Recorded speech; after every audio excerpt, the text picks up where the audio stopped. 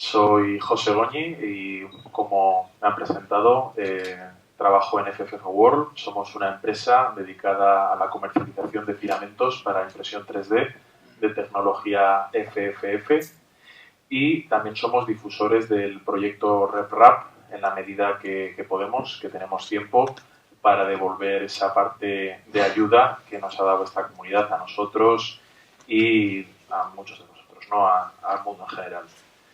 Entonces, os voy a hablar un poquito de unos materiales de impresión para este tipo de tecnología. Es algo que nos apasiona, nos dedicamos a ello y bueno, es una de las cosas que más dudas y vemos, identificamos que tiene la gente en espacios abiertos como este, que nos transmiten pues ciertas dudas que muchos de vosotros, que aquí la verdad es que el nivel de expertos en impresión 3D es muy alto, pero bueno, sobre todo muchos de vosotros que igual estáis empezando y tenéis dudas, pues quizás os pueda aclarar ciertas cosas, ¿no? En esta Maker Show habréis visto un montón de impresoras ahí fuera y algunas muy distintas y la verdad es que es algo que somos testigos que ha avanzado mucho en muy poco tiempo, ¿no?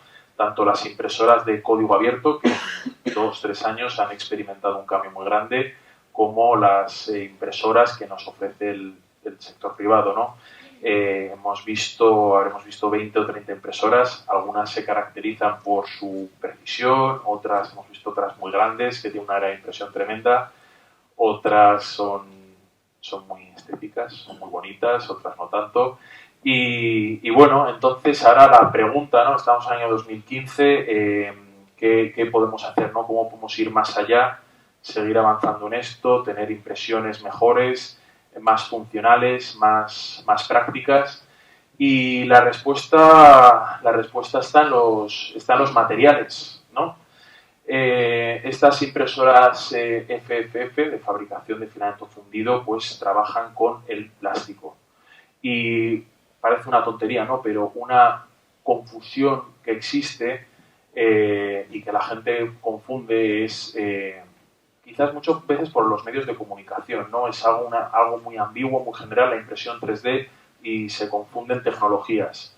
Entonces, estas impresoras de SLA, de estereolitografía, también habréis visto unas cuantas, tanto de impresoras de otros países como también otras que se están haciendo ya en España. Estas impresoras trabajan con resinas, que son fotosensibles y es un mecanismo algo distinto, bastante distinto que las FFF. Algunas tienen proyectores de luz debajo, otras tienen láseres y lo que hacen es endurecer estas resinas con la luz. Y principalmente se trabajan con polímeros. Pero las dudas vienen con este tipo de impresoras, ¿no? Las SLS, impresoras de sintetizado láser, y bueno, estas impresoras tienen un funcionamiento distinto, también trabajan con polímeros, también trabajan con diversas aleaciones de metal y muchas dudas nos vienen acerca de ejemplos como esto, ¿no? Confusión, que a veces, ya os digo que los medios de comunicación no saben muy bien explicar. Es una caja torácica impresa en titanio, se trasplantó a un paciente en Salamanca en septiembre y nos preguntan, oye, las impresoras, estas RepRap, ¿van a hacer cosas de metal? ¿Van a hacer cajas torácicas de titanio? No, pues evidentemente no. La temperatura de fusión del titanio está cerca a los 1700 grados, nuestros hotends se ponen a 300 como mucho y bueno, pues los metales es un ejemplo de lo que la tecnología FFF no puede hacer. Pero sí que pueden imprimir y fusionar plástico, ¿no? Los plásticos hay de muy diversos tipos, los conocemos y nosotros, pues, bueno, el ser humano, ¿no?, lleva trabajando con ellos pues sobre todo el último siglo y podemos conseguir, son materiales que tienen las propiedades de muchos otros, ¿no? La relación que puede haber entre la dureza y el peso pues te lo dan los plásticos. La fibra de carbono, ¿no? Por ejemplo, son materiales sintéticos que tienen propiedades extraordinarias y que tienen mucho potencial. Entonces, lo que estamos haciendo, lo que estamos viviendo estos años es cómo pasar esos materiales que ya conocemos a materiales imprimibles, que son dos cosas totalmente distintas. Luego, en el caso del nylon, pues lo vamos a poder ver un poquito mejor.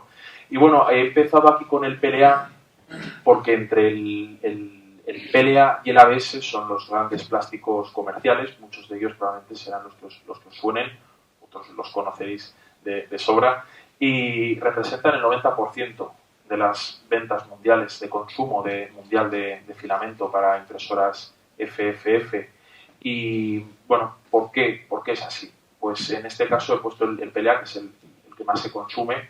¿Y por qué es sencillo de imprimir? Y la respuesta a esto es por el warping. El PLA carece de warping casi por completo.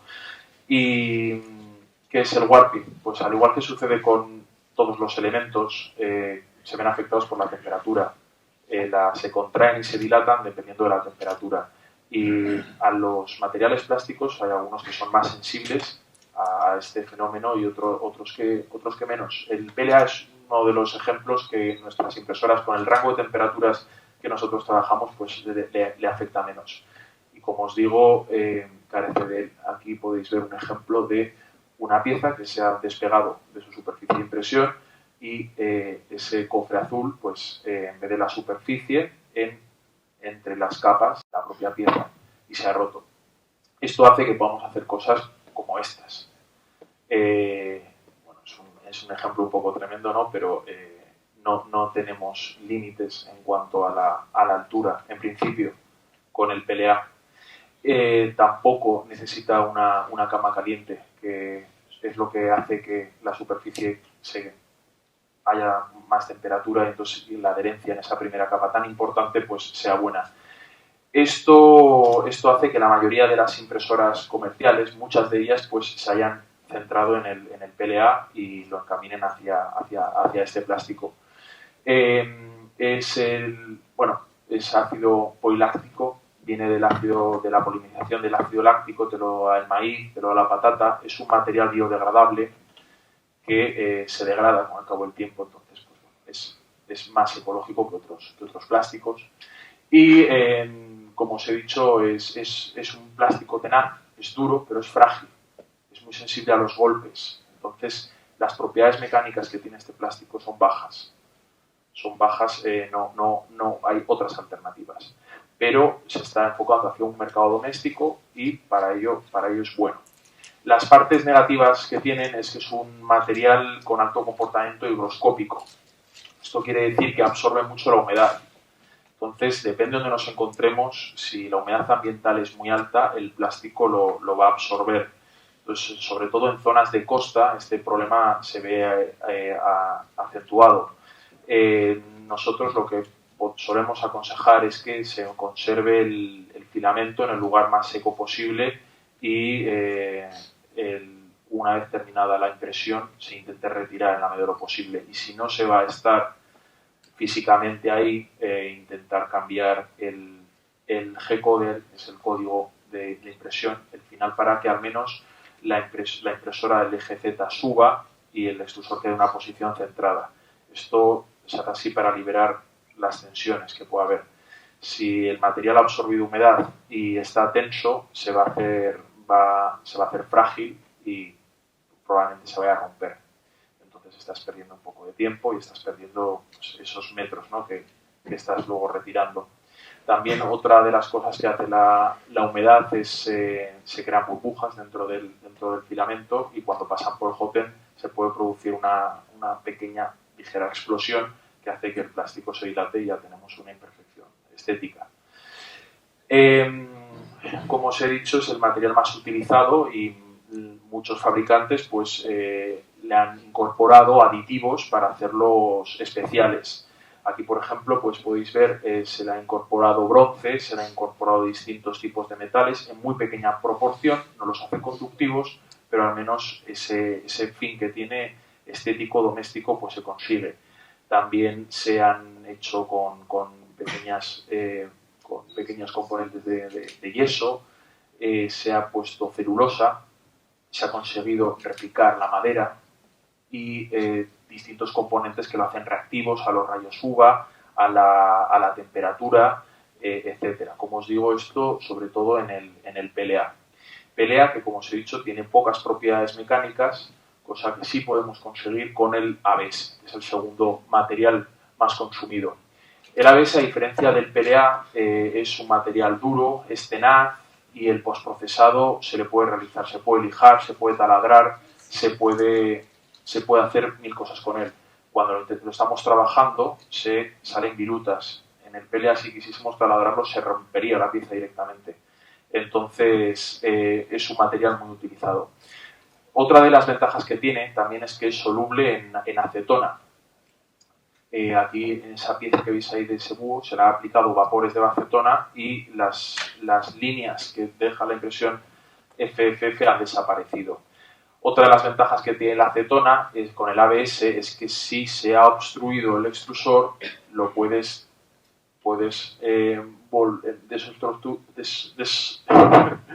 desobstruirlo de forma mecánica o de forma química, simplemente sumergiéndolo en acetona. No estoy diciendo que los materiales no se disuelvan en otros componentes, todos los materiales se pueden disolver. Lo que interesa aquí es que sea algo práctico, que sea económico, que haya disponibilidad y que sea seguro. El PLA también se disuelve con otros químicos. Al parecer, por lo que hemos leído últimamente, pues se disuelve muy bien con sosa cáustica, con agua calentada a 60 grados y con una lavadora de ultrasonidos. Una lavadora de ultrasonidos que la gente no suele tener en casa y, pues, como os digo, el fin es doméstico, ¿no? Entonces, la acetona, sin embargo, sí, es segura y todo el mundo la conocemos. La principal desventaja que tiene el ABS, que es algo positivo que tenía el PLA, es el warping. Esto, volvemos otra vez aquí, un poco más en profundidad. Todos los que empecéis a probar con el ABS lo vais a experimentar tarde o temprano, veréis que hay un límite en las piezas que podáis imprimir, el volumen, pues difícilmente algún día llegaréis a imprimir algo de, digamos, algo de 20 por 20 por 20 centímetros. ¿Cómo poder atacar al warping? Bueno, principalmente podéis luchar contra él con el porcentaje de relleno que tiene la pieza. Ya habéis visto en el programa de laminación, podéis hacer piezas macizas o más huecas. Pues si queréis hacer una pieza con propiedades mecánicas buenas, pero no abusar del relleno, pues nunca vais a imprimir piezas con más de un 30% de relleno. Podéis bajar a un 20 o incluso un 15. La ventaja, el incremento de propiedades mecánicas no va a merecer la pena. Vais a estar gastando plástico y vais a estar incrementando mucho las posibilidades de que se warpe luego la pieza. Lo segundo es la cama caliente. La superficie de impresión con el ABS funciona, pues se pone a 90-100 grados para procurar que esa diferencia de temperatura, que es lo que va a provocar que la pieza se levante, pues no aguante tanto. También se le pone cinta Kapton, se le pone laca para el pelo, que muchos de vosotros habréis visto en muchas mesas, es una herramienta que utilizamos. Y por último, a la hora de laminar, se le suele poner una capa que se llama BRIM, que es una extensión del perímetro de esa primera capa para ayudar a la adherencia, para que no se levante.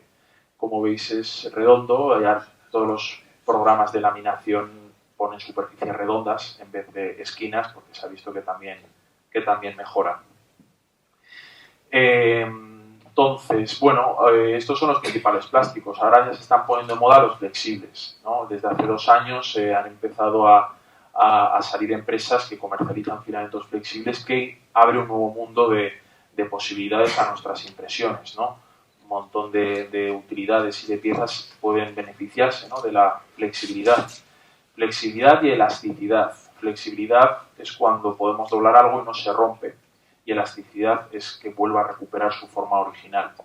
Entonces podemos imprimir bueno, aquí tenéis unos ejemplos, ¿no?, desde ruedas a correas de relojes, temas de prótesis, temas de fundas para un montón de cosas, silent block, antivibraciones, podéis imprimir ventosas y juntas mecánicas que requieran cierta adaptabilidad y en general muchas cosas. Todas tienen en común que antes tenían problemas a la hora de ser extruidas, y es porque los extrusores que se han venido haciendo hasta hace prácticamente un año pues no estaban optimizados. El principal problema que vais a encontrar si queréis imprimir filamentos flexibles va a ser este. Va a ser si podéis apreciar la diferencia, está en la rueda tractora y la entrada hacia el hot end. En el caso de la izquierda podéis ver que la distancia es bastante más grande que el de la derecha. Entonces el plástico probablemente se mueva hacia un lado, pierda el recorrido natural que tendría un filamento rígido y se haga un marullo de filamento y al final el extrusor se obstruya. Las formas de poder combatir esto, pues un pequeño injerto de teflón, se podría poner ahí si tenéis acceso al extrusor, aunque ya os digo que desde hace un año pues podéis encontrar un montón de extrusores, por ejemplo en Thingiverse, para poder descargarlo e imprimirlo de forma rígida con este extrusor. Otra de las cosas que también mejora es la tensión del filamento. Tensionar el filamento para que no esté tan caído va a mejorar la alimentación, va a mejorar mucho la alimentación.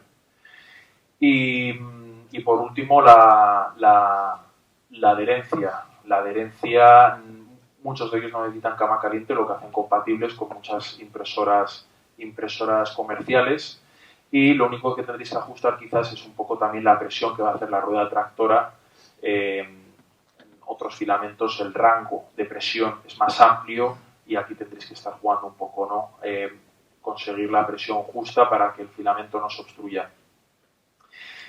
Otro de los grandes filamentos, por sus propiedades magníficas que tienen a la hora de propiedades mecánicas, es el nylon. Es un material que conocemos desde la década de los años 30.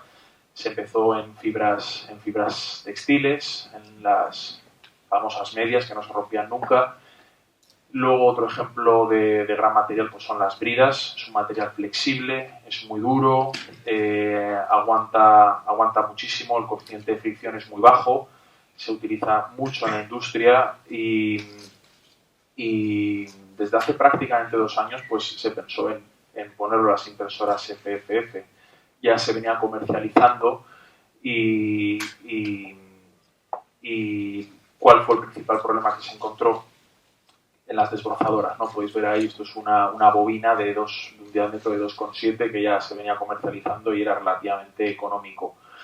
Los resultados fueron que era prácticamente, no se podía imprimir, se levantaba el warping que os he comentado del ABS, con esto se acentuaba muchísimo. Una de sus propiedades es que tiene un bajo coeficiente de fricción, pero esto lo hace que tampoco pueda tener adherencia con otros materiales. La placa de vidrio, la cinta Kapton se quedaban cortas, no se podía pegar. ¿Y qué se está haciendo? Pues se está haciendo lo que vamos a venir viendo en los próximos años. El tener unos filamentos, tener un material que ya lo estamos conociendo e incorporarle aditivos para que pueda ser imprimible por este tipo de tecnología. Y ahora actualmente se está consiguiendo materiales de nylon que se adhieran y otros con distintas propiedades. Están incorporando fibras de carbono, con nanotubos y bastantes avances en este sentido. ¿Qué podemos hacer con ello? Podemos hacer engranajes y también podemos postprocesarlos. Están utilizando para hacer carcasas, por ejemplo, para los drones. Tiene una gran resistencia al impacto y en los próximos años pues veremos que hay más empresas que lo comercializan. Las estructuras de soporte, esto es otro tema que también pues estáis viendo, muchos que estáis empezando, de que hay problemas, ¿no? Es decir, con ciertas estructuras que son voladizas, que están en el aire y que no sabemos cómo imprimir. Muchas veces en vuestro plano, en el programa de laminación, estaréis cambiando un poco los ángulos, moviendo las figuras para intentar que haya el menor área voladizo posible. Y nos quedará más remedio que a veces hacer estructuras de soporte para que el material capa a capa pues pueda apoyarse en él para luego pues ser retirado. Habrá piezas que no podéis retirar porque o no llegáis o son estructuras internas, y aquí la única solución que cabe es utilizar 2 extrusores y utilizar materiales que sean solubles con otros disolventes. Entonces, principalmente, pues ahora mismo estamos con dos, con el GIPS y con el PVA. El GIPS es poliestireno de alto impacto y es altamente compatible con el ABS. El ABS que hemos visto antes. O sea, lo bueno que tiene es que tienen los mismos parámetros de impresión que tiene el ABS, las mismas temperaturas, es muy compatible y la adherencia también con él es muy buena. Es un filamento que tampoco se sitúa en un rango de precios muy alto. El inconveniente es que su disolvente, que es el limoneno, sí que es quizás algo más caro que la otra alternativa, que es el PVA, que es soluble en agua. Limoneno desde hace 2 años era muy difícil conseguir a él, pero ahora ya la disponibilidad es prácticamente instantánea. Se vende en muchos sitios, el precio del litro ronda 25 euros. Lo bueno que tiene es que es reutilizable. Podemos seguir utilizándolo hasta que esté lleno de ABS y no funcione igual. Va bajando, ¿no?, la eficacia. Es un filamento con un material con un bajo comportamiento higroscópico, por lo que la humedad no le va a afectar tanto, y si es así con el PVA, que absorbe muchísima humedad y tenéis que tener mucho cuidado al trabajar con él. Tenéis que procurar tenerlo en lugares secos y aislados de la humedad, con bolsas desecantes, porque si no se va a volver muy frágil y no vais a poder imprimir con él.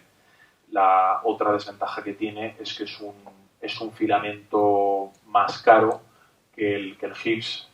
Cuesta aproximadamente un triple del precio de la otra alternativa, y lo bueno es que es soluble en agua. La disolución también es más rápida, y aquí podéis ver, ¿no?, el ejemplo de cómo quedaría una pieza después de aplicarle el disolvente. Y bueno, y a grandes rasgos esto es un poquito todo. Si tenéis cualquier duda, muchos de vosotros, algunos ya os he visto antes, estáis dudando si compraros una impresora, tenéis ciertas dudas. Nosotros estamos para poder solucionarlo, tanto nosotros como la gran comunidad que hay en ya casi todas las ciudades de España. Y bueno, muchas gracias. Si tenéis cualquier duda, intentaré solucionarla.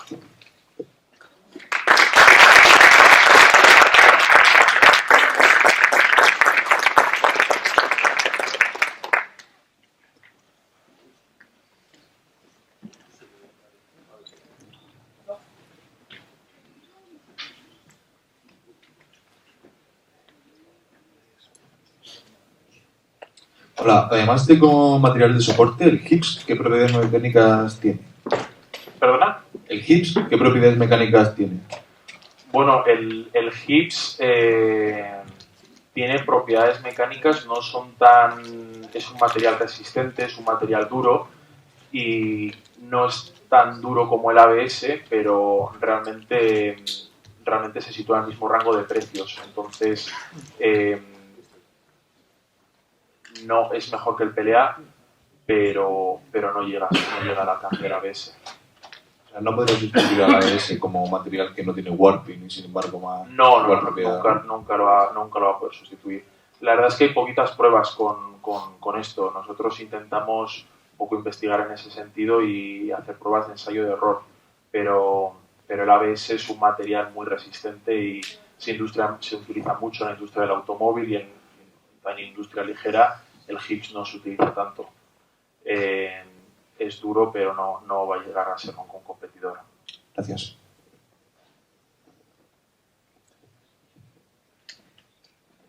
¿Alguna consulta más?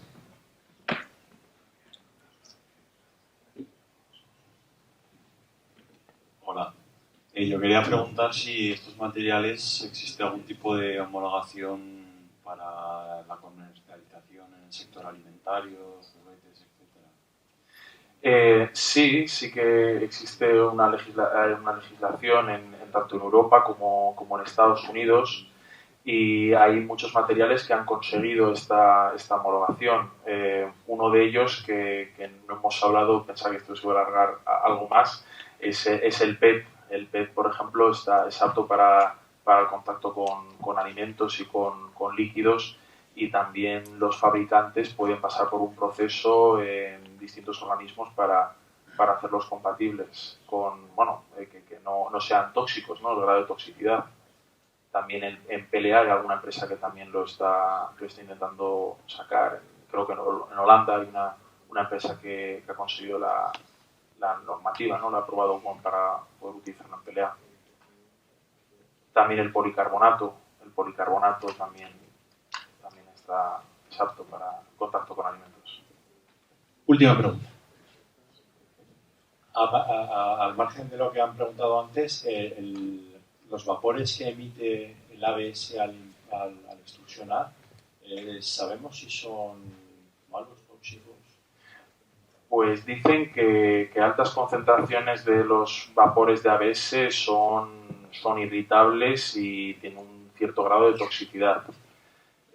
A veces es un poco incoherente lo que intentamos decir para mantener la temperatura lo más estable posible y reducir el nivel de warping, pues intentamos que el sitio de impresión de ABS esté alejado de corrientes de aire y mantengan una temperatura alta. Por otro lado, esto hace que no pueda airearse estos gases, ¿no? Entonces, bueno, siempre es mejor procurar no estar mucho tiempo, ¿no? Más si tienes una máquina no es del todo malo, ¿no? Pero si yo estuviese en un sitio con 5 máquinas imprimiendo ABS, no estaría mucho tiempo, la verdad. De todas formas, no hay ningún estudio serio que haya avalado esto, ni hasta qué grado de toxicidad tiene, o no. Sí que se ve que es irritable, en comparación con otros materiales, como por ejemplo el PLA, ¿no? Que es más ecológico y es distinto. Si estáis presentes imprimiendo ABS, lo notaréis porque desprende un olor muy fuerte y instintivamente ya ves que eso no puede ser bueno.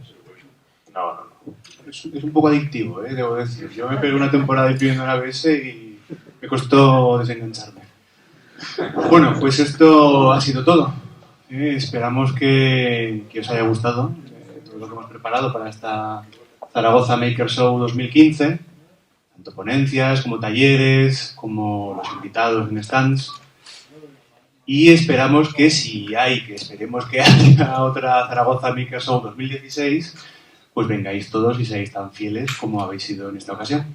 Muchas gracias a todos.